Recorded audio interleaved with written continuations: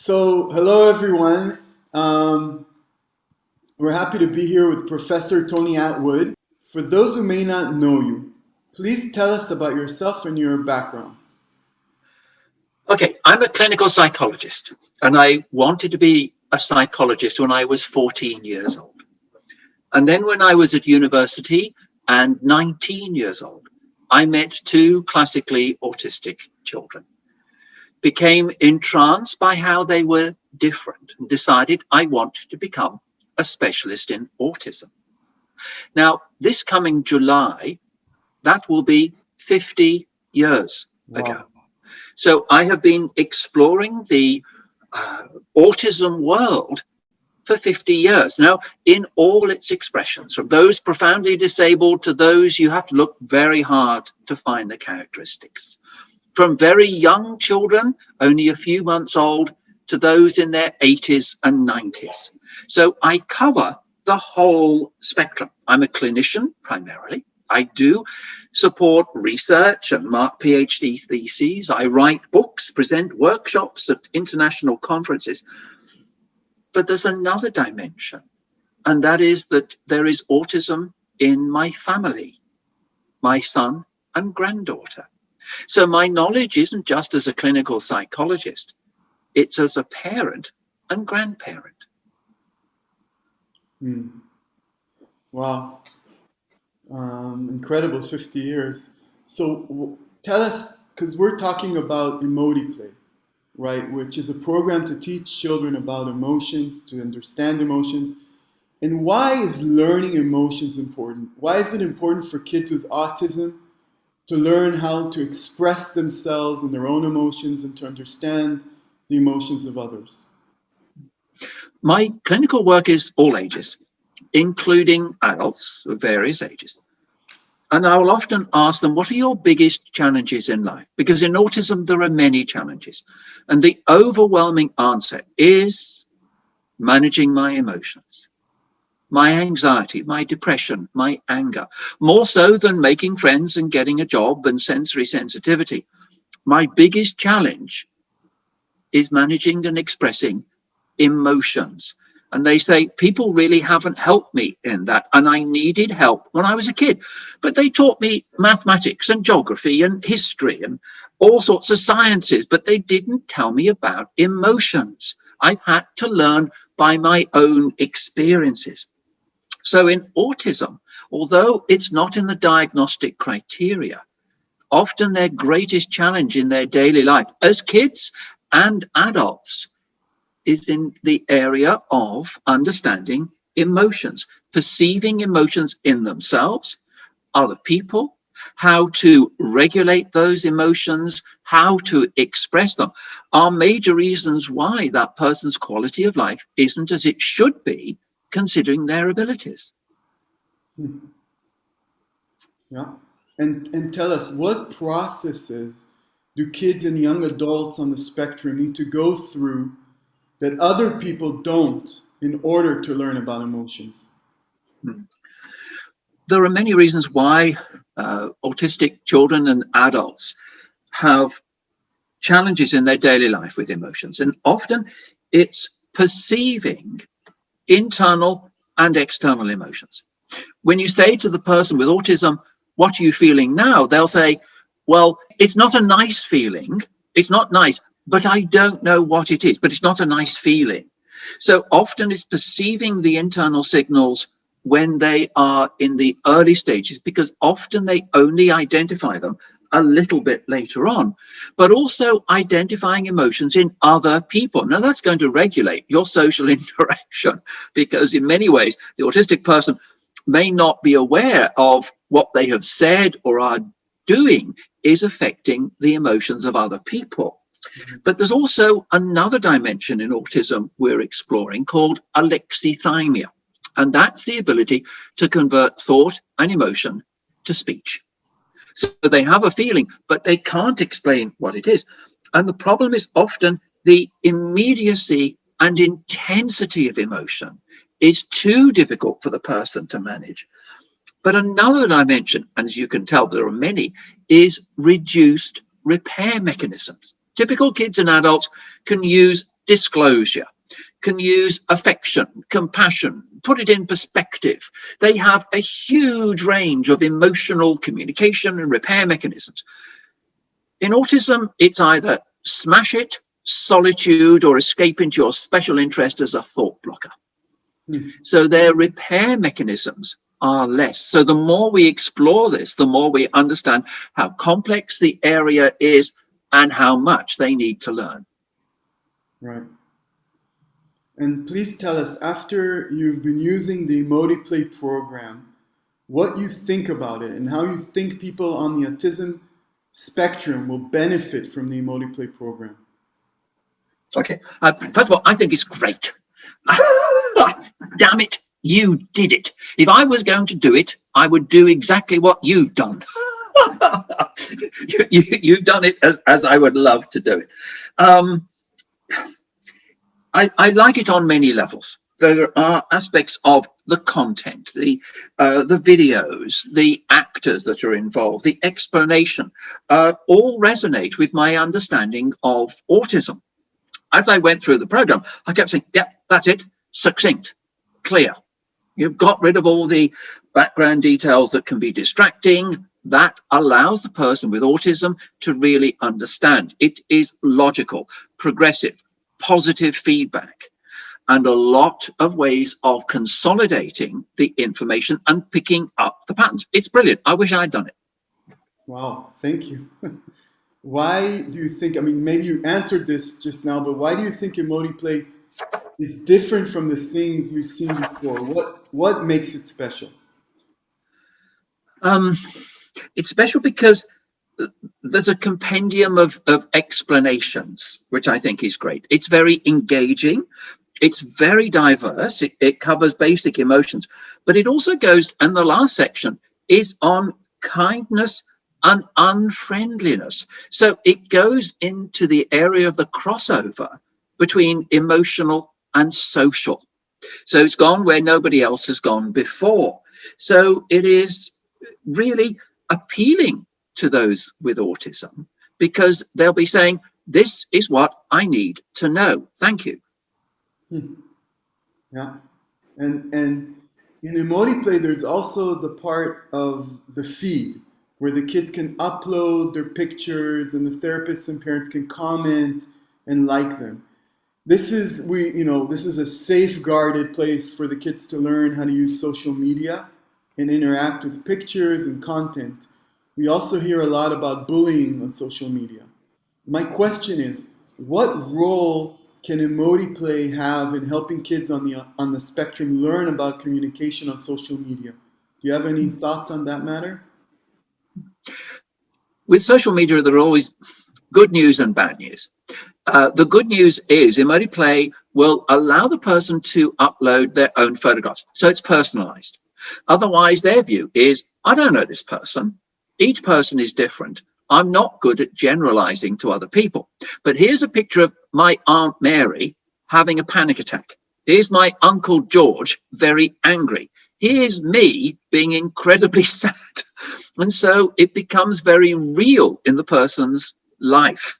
And that's crucial. Otherwise, it becomes artificial. It's great that the actors are doing it. But if you want to make it very real for the person, it really needs their own family and friends. But the other side of social media is the bullying and teasing and the misuse of that. And this is where EmotiPlay really does need someone to give guidance in what is occurring, but also to explain there are good aspects of social media that will give you information, but there are other areas that people can take advantage of you. And one of the characteristics of autism is a vulnerability for bullying and teasing, but also mocking and rejection. And this can be more powerful than bullying and teasing, is to be rejected and mocked, humiliated. All those sorts of things have a powerful effect on self-esteem. And what many of those with autism have felt, when it comes to emotions, they get me into trouble. I don't want to go there. I don't want to talk about being angry because I'm going to get into trouble. I just don't want to go there. But this is an approach that should we say, explores anxiety, sadness, and anger, and so on, in an educational, exploratory way, rather than you're in trouble and we're going to help you relive emotions that you feel uncomfortable with, but you're going to have to do it.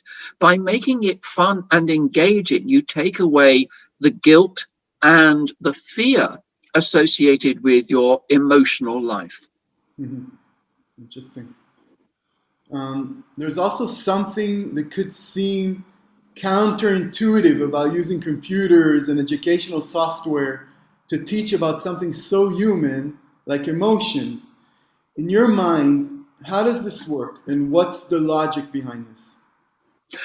I think with autism, you've got to get rid of the irrelevant bits and you've got to focus on what's the cue to look for here. Often they are bombarded by eyes, voice, movements, context, and so on. And there's too much, and there's irrelevance of what the person's wearing and what hat they got on, and are they at a circus or are they in the classroom? And so what do I look at? What are the key important parts? And that's what EmotiPlay provides. It's total focus on the cues to identify feelings in yourself and other people. And it uses actors, which is great. It's where to look and freeze and find out what the important bits are. But it has the approach of the professor and the other young man with the beard and so on, who are there as an exploration rather than punishment. Because again, emotions are associated with suspension, punishment, consequences, and so on. And they're then saying, okay, we need to explore this. This is weird. And the autistic kid goes, yeah, it is. They feel that they've got a friend because they haven't got a friend who's explaining this to them. And the whole approach of EmotiPlay is it's your best friend here explaining what you need to know. So I think in many ways, it creates a framework to explore emotions, and it also focuses on positive as well as negative emotions as well. Good. Thank you. And please tell us, what would you like to see in terms of expanding EmotiPlay? Okay, if I use the modern terminology, it's a platform. Yes, I think it's called a platform. Platforms are where you can place things. I think there are new areas to explore. One is love and affection. I know you've talked about sadness and anxiety and so on, but many parents will say, I yearn for a hug. I yearn for affection. And the autistic kid goes, but why are you obsessed with being told you're loved? Why do you want me to squeeze you? And how does squeezing me solve the problem? It's called a hug, but it's just holding me. It doesn't help. And so I would suggest love and affection. Sort of the early stages are like. How do you know you like someone? How do they express like to you? But how do you express love to family members and others and in return? So I think in particular, that would be very important for parents. It would explain why neurotypicals are weird and wanting to be hugged all the time. But it also moves into adolescence of crushes and how do you express that you really like someone. So one of the things I would like you to move into, teenagers, please, because their emotions are all over the place. But also I would look at the stage 2, and I was thinking what emotions, jealous, embarrassed, teasing, friendly teasing and unfriendly teasing. The art of attentive listening would be important. How to resolve conflict in compromise, emotion control, in conflict resolution, and forgiveness. So it's moving into, I know you'll have done the basic emotions, but you need to move to more subtle and complex emotions as the kid progresses, especially in the upper primary school ages. New emotions are coming in, and it may not be that the person with autism is actually experiencing this, but their peer group are, of a crush on someone. And why are the girls interested in this boy. And why are the boys interested in this girl's physique? And that's ridiculous, absolutely stupid. Why on earth are you doing that? And so it's understanding emotions as they evolve into new dimensions. So that's a sort of a stage 2 for you to consider. Very interesting. Thank you. What pre-existing skills do you think participants should have to benefit from EmotiPlay?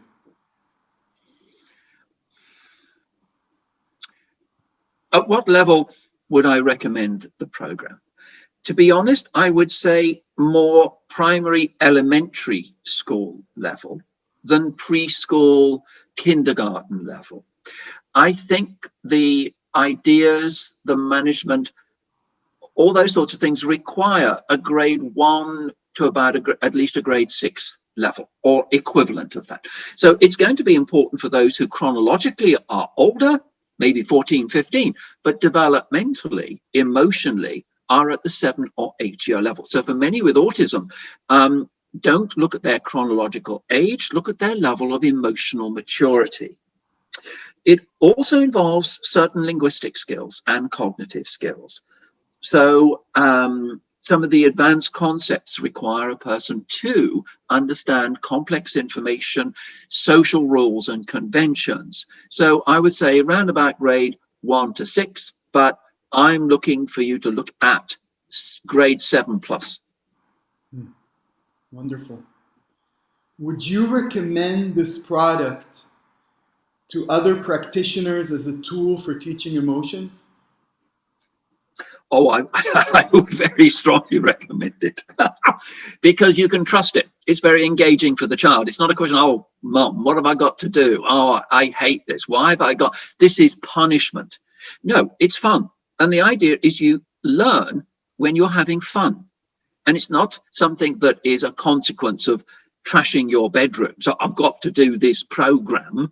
It's really an engagement and enjoyment and fun for the child. It also has clear goals and expectations, which are easy to understand and identify in a context relevant to the child. So I think this is a universal program, not only for the kid themselves, but parents, psychologists, therapists, a whole range of people. In other words, wherever someone needs to learn about emotions, take this out. And what do you think, what should therapists and parents look for when seeking programs and therapies for their children, and what do they need to look out for?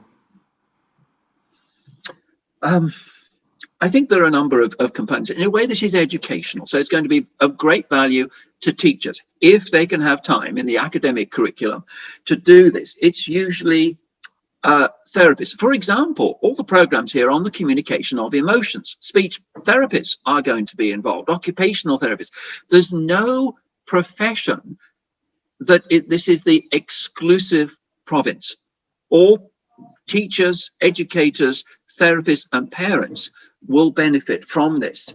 And I think what they know is that right from the very beginning, you've got the kids' attention. They're not good at looking at a person, reading them and engaging. Many therapists say that doesn't work, but they will attend to a screen. In fact, a screen is their natural way of learning. When we look at their cognitive profile, their best way of learning is on a screen, because on a screen, you don't have to socialize. And you have an ability to follow what's going on that is self-paced. It's not as complex and chaotic, and you're not vulnerable. If you're in a group setting, kids are going to roll their eyes, look at you as though you're stupid. Or don't you know that? Duh, everyone knows that. But as you go through the brain, at no stage does anyone say, well, you're stupid, you should know that. Duh. And that's what's so encouraging, is it encourages, it doesn't ridicule or criticize. And that's the way to learn with autism. Very, very true. You must have seen tens, if not hundreds, of products geared towards kids on the spectrum. Please tell us, what is it about EmotiPlay that is different for practitioners? I think the technical dimension, but for the kids too, you've got to have it up to date. They don't want a second-rate program with graphics that are boring and 5 years out of date. So you have to keep updating your graphics and so on to be consistent. But it's the technical dimensions, for example, using the animations, actors, all those sorts of things. So it's a multimedia approach. And you can, as a professional, you can select which bits you want to focus on. It is very mix and match. You may have a particular problem, maybe anger, and you may select various components. You may not go from stage one all the way through. Yes, you can. But as a professional, you may say, no, this is the bit I want to focus on. And so you can actually do that. It's interactive, which is excellent. It's very personalized. It's very deep and thorough. So it's up to the professional to decide how they're going to use it, because you have so many resources. It's up to you. Thank you. So, as we mentioned earlier, there is a collaboration and group learning aspect to EmotiPlay. How do you see this benefiting the kids? I think it benefits them because you're not in trouble. And learning about emotions is fun, interesting, and valuable. And we all need to explore it. And this will help you in a variety of ways, but also not feeling stupid, because these kids know I'm not reading the cues within me and other people about their emotions. And people can't understand if I can tell them every dinosaur in the Jurassic period, but I can't tell them about emotions. And that's what they need. And it's really what they want to know. To do this with typical kids, they will go, yeah, duh, I know this. This is boring. Whereas those with autism, they say, really? Oh, I didn't know where to look in the face. I didn't know what that meant. Ah, it's clear to me now. Where previously it's been a fog, it blows away the fog. Very true. There's a great deal of content inside the program: photos, videos, voices, activities. Is it even feasible that a therapist could put something like this together? How much time would be involved in trying this endeavor independently? Oh, don't try. Why invent the wheel? Somebody's done it, use it. The idea is to help the kids, not make your own reputation and things like that, and spend many years developing it when somebody's already done it. We have the problems now, and we need to use the resources. So it's using those technical skills. I think over time, people will see how they can augment EmotiPlay in a variety of different ways.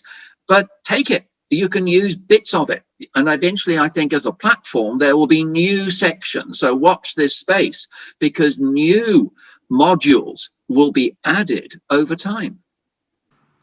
Thank you, Professor Attwood, for taking the time to speak with us. We are excited also to have you involved with EmotiPlay for the next developments to come.